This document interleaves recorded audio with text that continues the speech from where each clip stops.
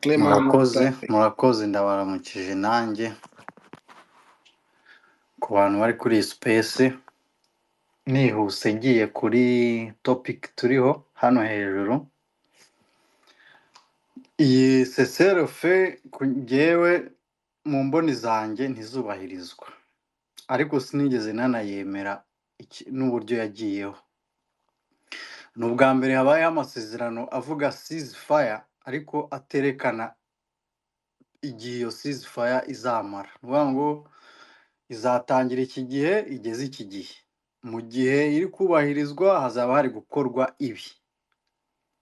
Ntabwo byigeze bitangazwa, ibyo ubwabyo ni ikibazo, kuko ni ukuvuga ngo n'utazayubahiriza wenda mu gihe runaka ntabwo nawe ubwe ntazi igihe azamara muri iyo ceasefire.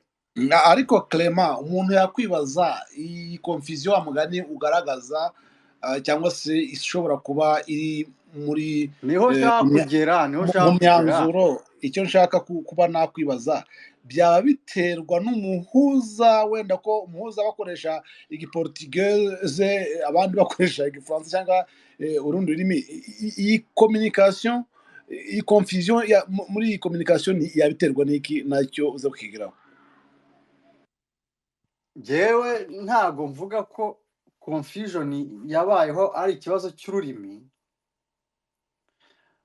kuko hari translation kits ariko translation zibasobanurira uretse ibyo abantu batranslatinga mu buryo buri 100%. noneho niyo ugiye kureba ukuntu communique zagiye zisohoka, hasohotse communique nenye ku bwanjye nenye.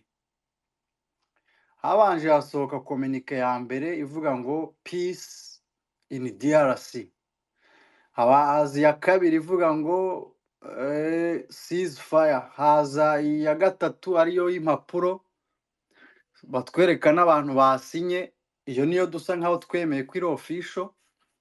Haza n'indi umukuru w'igihugu cya Angola nawe yahamagaye abaperezida bombi avuga ibyo yavuganye n'umwe n'ibyo yavuganye n'undi, nawe yagarutse nawe avuga ko yemeza bya bindi bya mbere, avuga ceasefire igomba gutangira tariki 4 nta n'isaha 0 irenzeho, ariko nabo ntiyababwiye igihe iyo ceasefire izarangirira.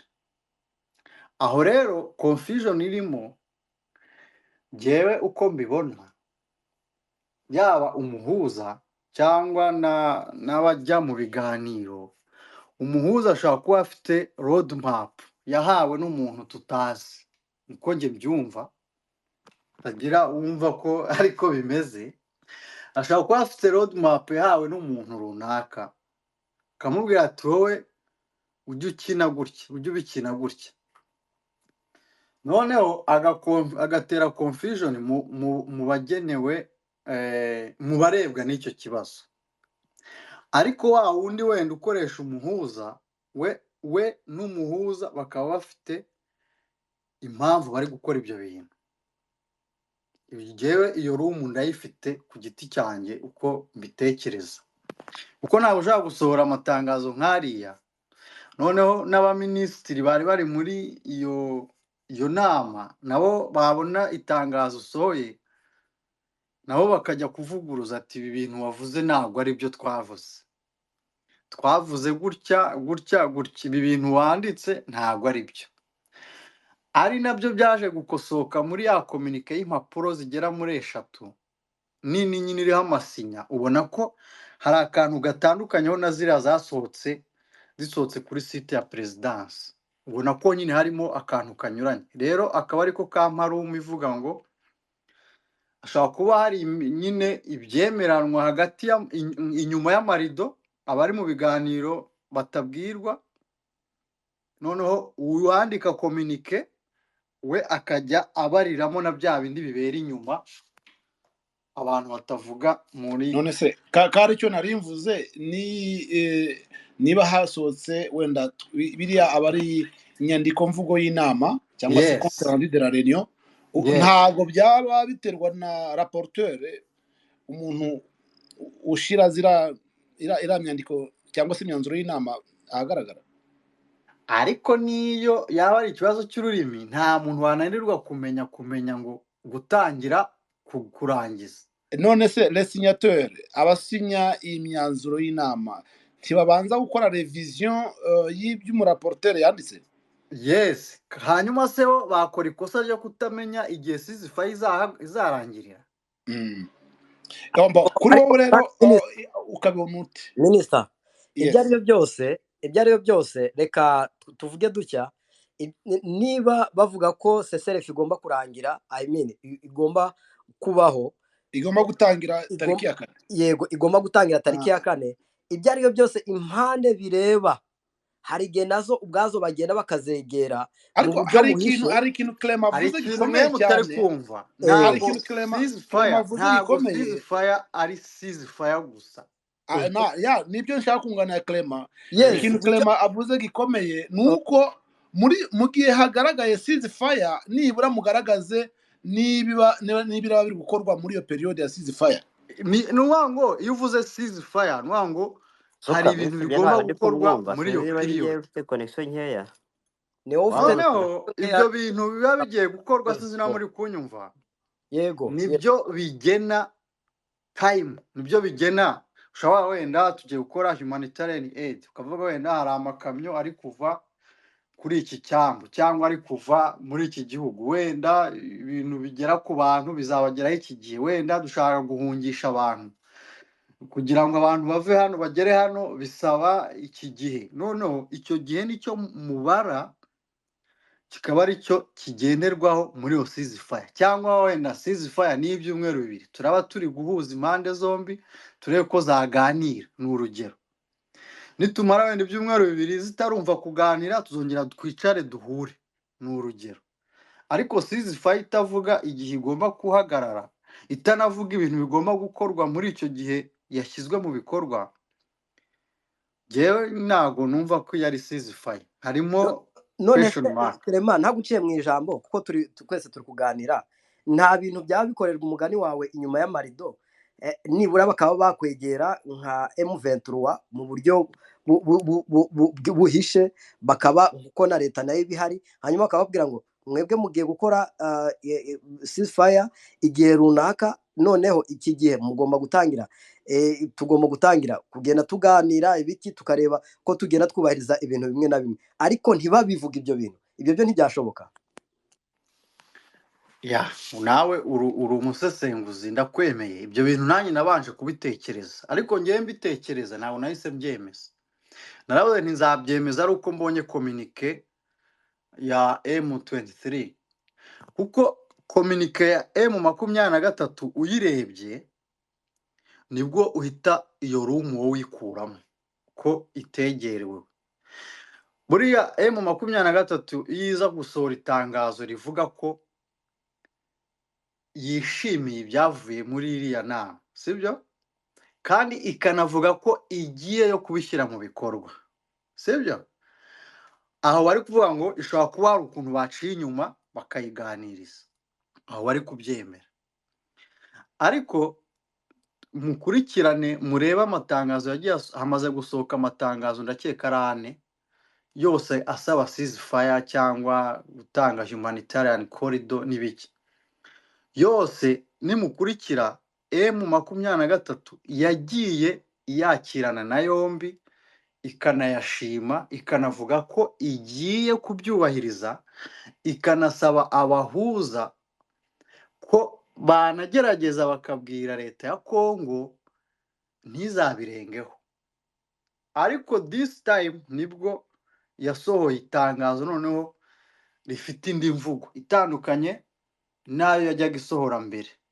Muze kubireba, hari itangazo basohoye kuri 13 z'ukwa 12 2023, hari itangazo basohoye kuri 6 z'ukwa 7 kwezi gushize, numva yarayo nibuka. Hari n'irindi basohoye bavuga ko bayongeje nayo barayemera.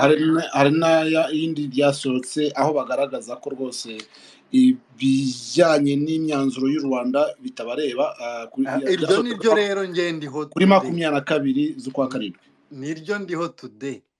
Rwango ririya ni nko kuvuga ngo ayandi yose barayemeraga nta kibazo, ariko hano nyine twagize confusion twese nibo ariko basohoye. n'iri ngiri rya nyuma y'imyanzuro ya Rwanda bavuze ko imyanzuro ya Rwanda itabareba mu buryo buri automatique.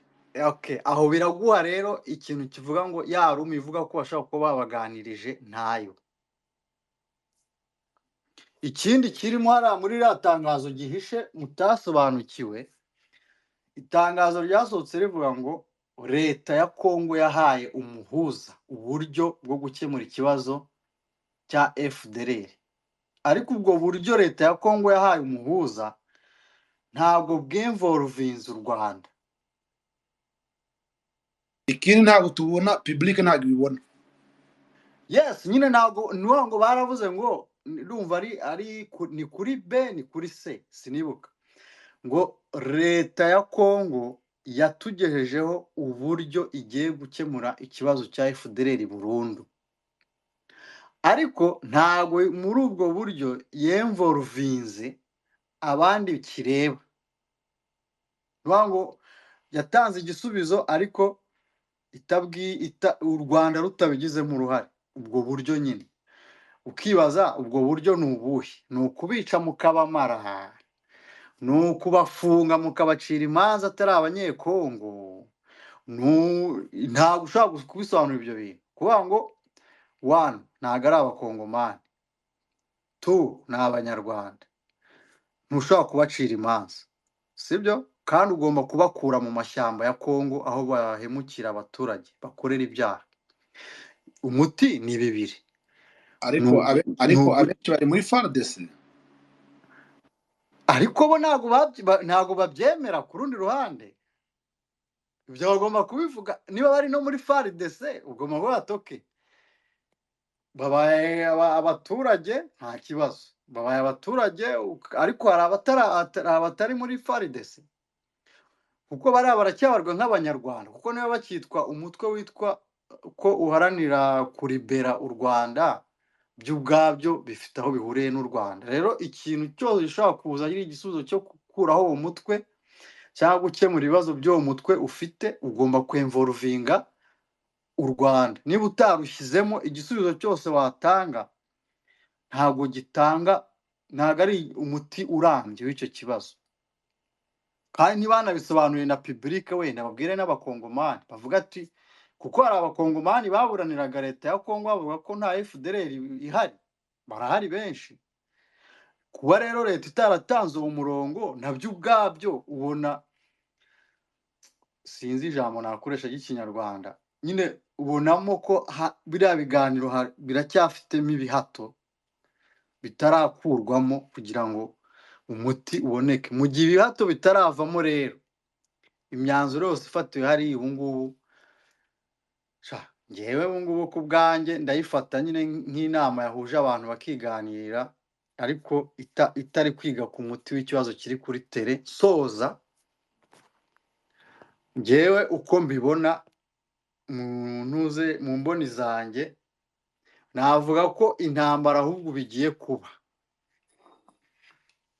wagiye kuba intambara ikomeye kurusha uko yari imeze mbere. Kuko iyo urebye uburyo ibi bintu birimo bikorwamo, ubona ko ari nko guha uruhande rumwe cyangwa abantu bamwe imyiteguro kugira ngo babe barwana iyo ntambara. Hari umuvandimwe uvuze ngo Goma ishobora kuvamo, nanjye niko mbibona. Any attempt izakorwa y'igitero, Goma izahita ivamo. Murakoze, dukomeze tuganire. Urakoze cyane. Hanyuma utaragenda, wowe ku giti cyawe uje urimo kuvuga ngo ntabwo iyi ceasefire ishobore kuba iriho, usa n'ukuvuga ko iyi ceasefire atariyo.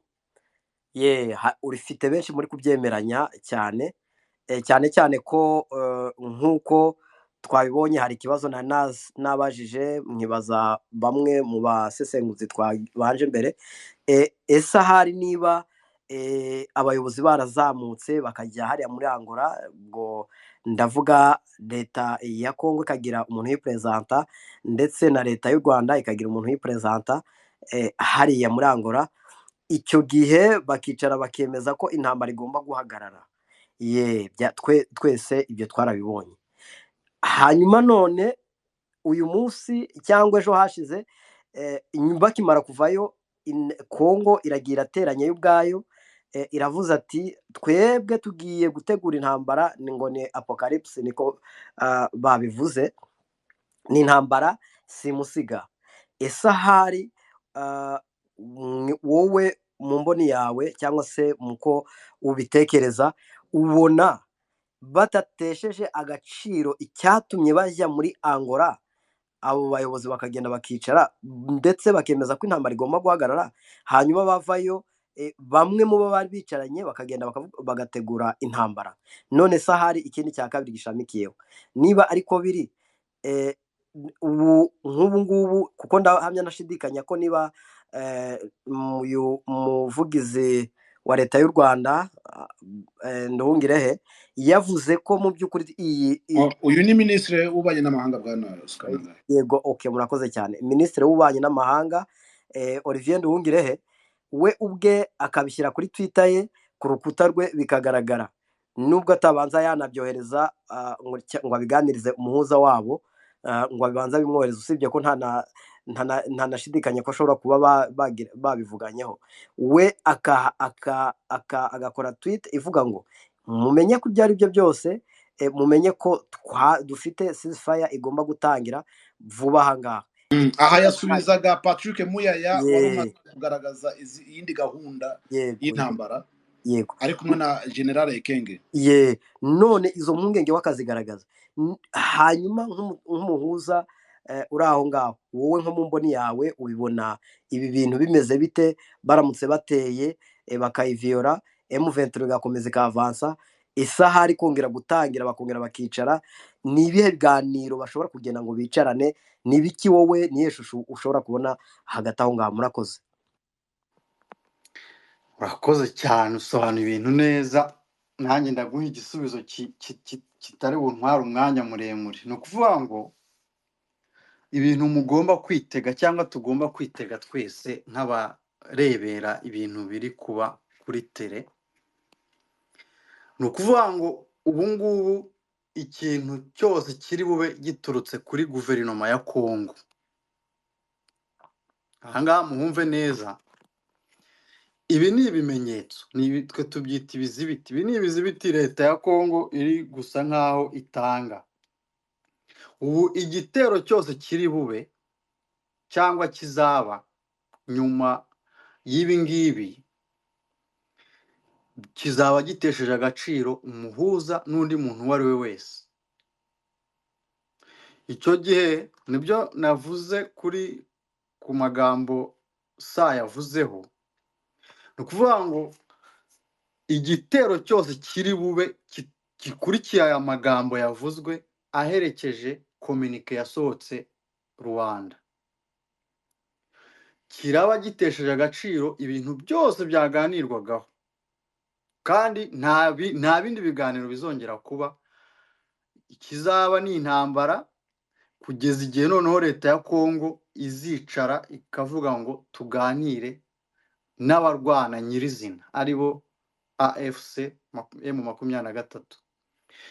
Ni ukuvuga ngo rero icyo bisobanuye ikindi, nyuma y'ibi ngibi leta ya Kongo isa nk'aho umuhuza basa nk'aho bari kumwe, bivuge gutyo, kubera ko ziriya komunike zose zasohotse nta na kimwe Kongo yigeze bivugaho.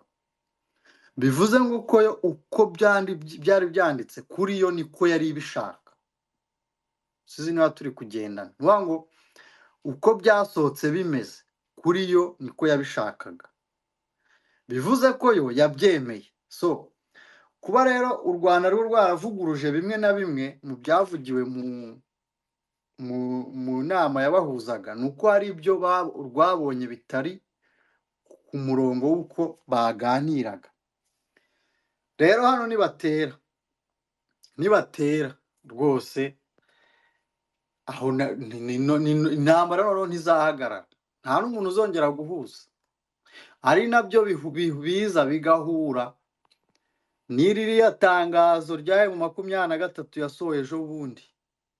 Abasesenguzi naho bagomba guhera, kuri abavuze ngo not automatically naho ngo ntabwo tubyapurayinga automatically sesengura ako kantu nubwo ntabavugiye ntari umwe mu babavugira cyangwa uba uri mu myanzuro yabo biriya uzi ikintu bivuze ni ukuvuga ngo biriya bivuze ngo niba bitari automatique ko dukora ceasefire bivuze ngo nitudaterwa tuzayubahiriza